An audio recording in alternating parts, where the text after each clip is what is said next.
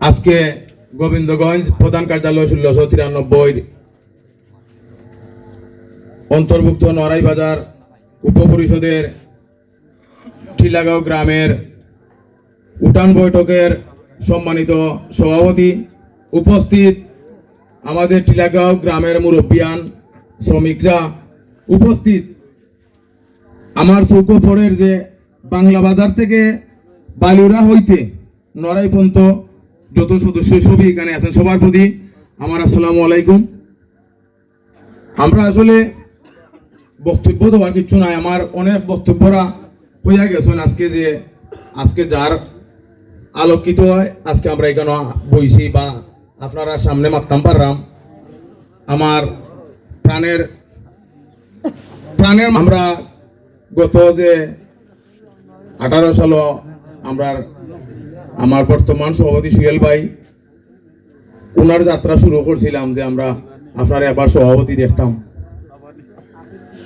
সবকিছু শেষে আপনারা সহযোগিতায়, আপনারা সাহায্যয়, আপনারা ভালোবাসায়, আপনারা বিপুল ভোটে আমরা বর্তমান সভাপতি হিসাবে আপনারা নির্বাচিত করছিলাম। আর বিগত কমিটির কিছু কিছু মানুষে বক্তব্য দিছেন, এরার কাছে এখনো আমরা অফিসের ঠিন এঙ্গল আমরা অনেক কিছু ফ্যান টেবুল লাগাই এখনো রইয়া গেছে অনেক জনের বাড়িত। আর বর্তমান পরিষদ আমরা যে বাজার আসলাম এছাড়া বেতোয়া পর্যন্ত বাড়িত না তুইছি না। সপ্তাহ শেষে যে মানুষের তাই আজকে আইছি আমার সুয়েল ভাই, আমার খুব খুব খাসের একজন মানুষ।